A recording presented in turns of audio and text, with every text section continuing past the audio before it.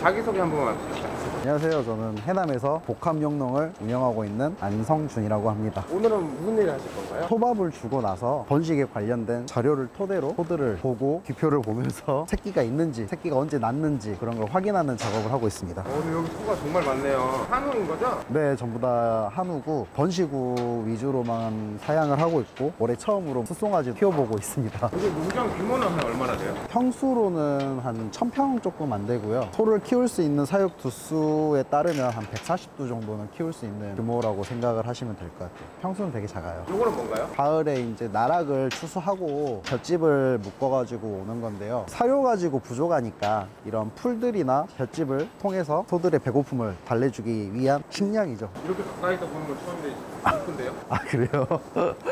저는 이제 항상 보는 소라 뭐 이쁘다라기보다는 잘 크고 있구나. 혼자 하시는 거죠? 아버님도 이제 소밥을 주시는 건 같이 해주시는데 송아지가 아팠을 때나 태어났을 때에 관한 모든 관리는 저 혼자 하고 있는데 그렇게 힘들거나 그러진 않아요. 요거는 규모가 좀 작은 건가요? 어떤 분들은 크시다고는 하는데 제가 혼자 관리하기에는 좀 적당한 것 같아요. 운영하신 지는 얼마나 되죠? 한국농수산대학교를 졸업하고 2013년도에 내려왔으니까 딱 10년 됐네요. 전에는 그러면 다른 걸 고등학교 졸업하고 대학교를 가서 대학교 3년 있다가 내려오면 바로 정착 생활을 해야 되는 그런 게 있어요. 의무영농 교육이라고 하죠. 그러다 보니까 시골에 정착하게 되었습니다. 무시고 나가고 싶고 그러진 않으셨어요? 한참 어렸을 때랑 그때는 나가서 놀았는데 지금은 집사람이랑 같이 놀고 그런 데서 행복을 찾고 있습니다. 아버님이 원래 하시다가 네, 아버지가 원래 기존에 하고 계셨고 그때는 사육두수가 굉장히 적었어요. 20마리? 이거 하나 둘 셋 딱 이 정도밖에 소가 없었거든요. 대학교를 들어간다고 하니 이 축사만 지어주시고 제가 오고 나서 점점 두수를 키워갔죠. 점점 많이 늘어나네요.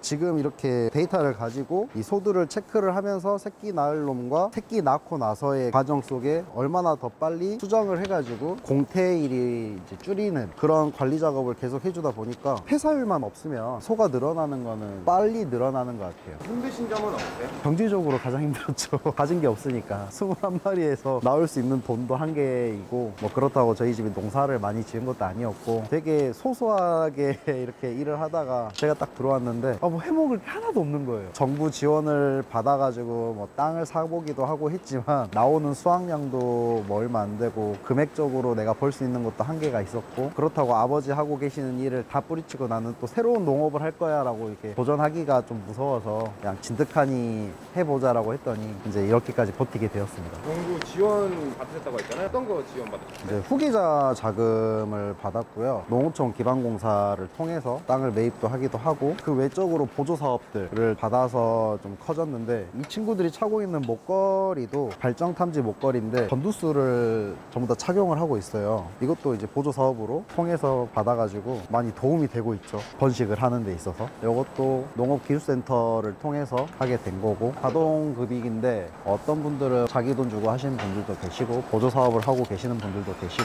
저 역시도 보조 사업을 통해서 설치를 해가지고 농업을 하는 데 있어서 굉장히 편리하고 시간적으로 많이 효율을 줄일 수 있을 것 같아요. 저거는 송아지인가요? 새끼? 네, 이틀 전에 태어났습니다. 이틀 전에 그러면 직접 다 받으시는 거예요? 카메라로 보고 있다가 아이가 못 나올 것 같으면 제가 가서 도와주는데 혼자 나올 수 있게까지 계속 지켜만 보고 있는 거죠. 정 안 되면 제가 그때 가서 빼주고 되도록이면 혼자 낳는 게 좋아서 그래야 모성애가 좀 강해지니까. 하루 일과는 그러면 어떻게 되세요? 목걸이에 탐지된 프로그램을 아침에 가서 보고 밤에 이제 제가 못 보기 때문에 전체적으로 이상이 있었는지 없었는지 활동량이 좀 많았던 소들이 체크가 되거든요. 체크된 소를 보고 활동량이 좀 있었구나 라고 생각을 하고 나와가지고 소밥을 주고 왔다 갔다 하면서 소들 기표 보면서 문제되었던 애들은 왜 되었는지 아니면 수정을 해야 되는지 발정이 왔는지 어디가 아픈지 이런 것만 체크를만 하고 볏짚 주고 퇴근을 했다가 다시 또 오후에 와가지고 프로그램 보고 소밥을 주고 저녁에는 축사티를 걸어 다녀요. 걸어 다니면서 물통도 한번 보고 그러면서 소 뒤에 자궁이나 심하게 더러운 아이들 그런 애들 체크를 하고 송아지 치료하고 마무리를 짓습니다. 저거는 뭔가요?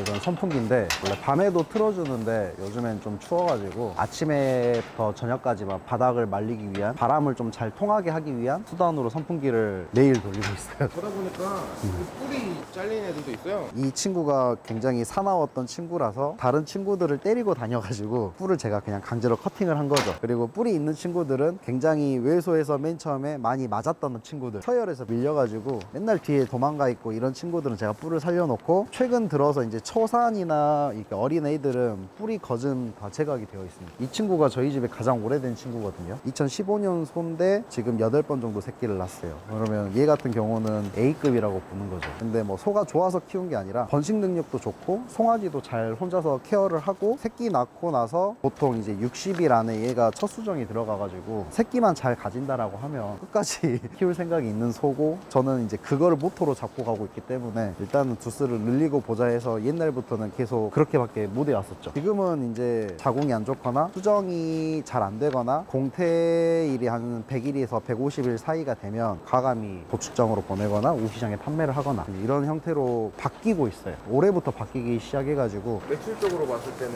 애들을 키워서 다른 데로 이렇게 보내는 건가요? 말 그대로 상인들이 사가는 거죠. 정육점 하시는 분들이나 이런 분들이 사가는 거고, 번식 농가들은 대부분 송아지를 팔아서 매출을 대부분 올리시고, 수정을 했는데 새끼가 도저히 안 들어가지고 암소를 비육해서 파시고, 그러면은 보통 상인들이 사가면 그게 매출로 잡히는 거죠. 그러면 연매출이 한 얼마나 될까요? 송아지를 안 팔아봤거든요, 아직까지는. 올해부터 이제 숫소를 키운다라고 봐가지고 나간 소들이 별로 없어요. 원래 정상적으로 나갔다라고 하면 그래도 매출은 1억 한 초반대까지는 나오지 않을까. 사료비가 좀 세서 1년에 5, 6천 정도 들어가는 것 같아요. 이거 한번 봐도 될까요? 네. 이게 지금 이제 예상 분만을 11월, 12월, 1월 해가지고 분만 내역을 이렇게 나열이 돼요. 9월 달부터 내년 1월까지 해서 21마리 정도 예정이 되어 있지만, 이 소가 거의 대부분 다 데이터처럼 분만을 했거든요. 그래서 이제 12월 달이랑 1월 달에 새끼 낳을 애들 체크를 하고 다시 가서 데이터를 점검을 해보면 내년 6월 달까지 새끼 낳는 소들의 데이터가 나와요. 여기에서 빠진 소를 찾는 거죠. 이 데이터에 없다라고 하면 그런 소들을 찾아가지고 없애고, 그래야 농장에 마이너스를 안 안게 되고, 그걸 찾다 보면 사육 두수가 생각보다 좀 더 빨리 늘어날 거예요. 성적으로는 번시구가 원래 54마리였거든요. 지금 아직 새끼가 다 태어나지 않았지만 올해 새끼 낳는 애들이 45마리 태어났더라고요. 54마리 중에 45마리가 태어나고 폐사율은 2마리 정도가 있었거든요.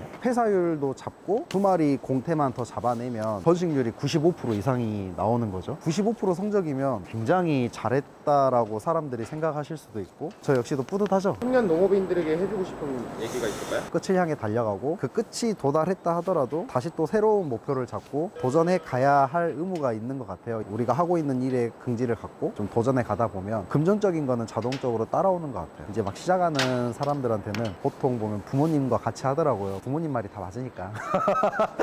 부모님 말을 전적으로 따라주시고 하다 보면 노하우가 생기게 돼서 그런 부분들을 가장 피하는 게 좋은 것 같아요. 청년 농업인이나 기농기촌 하시는 분들은 기술센터를 이용을 하다 보면 좋은 사업 아이템도 많이 있고, 이거 괜찮네라고 하기도 하고, 제가 했던 보조 사업들은 거의 대부분 기술센터 쪽을 통해서 한 거기 때문에 농업을 하시려고 하다 보면 그런 부분들은 무조건 공공기관을 같이 어울러서 가는 게 좀 더 빨리 올라올 수 있는 것 같아요. 꿈이 뭔가요? 꿈이라기보다는 정육점을 하고 싶었어요. 농업과 자연과 하나 되는 친화적인 삶을 좀 앞으로 살아가고 싶고, 나중에는 선배로서 도와주고 싶은 그런 삶을 살아가고 싶습니다. 꿈이라고 하면 그냥 이 들녘에 보이는 땅이 전부 다 내 땅인 거? 그런 삶이 올 때까지 한번 열심히 살아보도록 하겠습니다.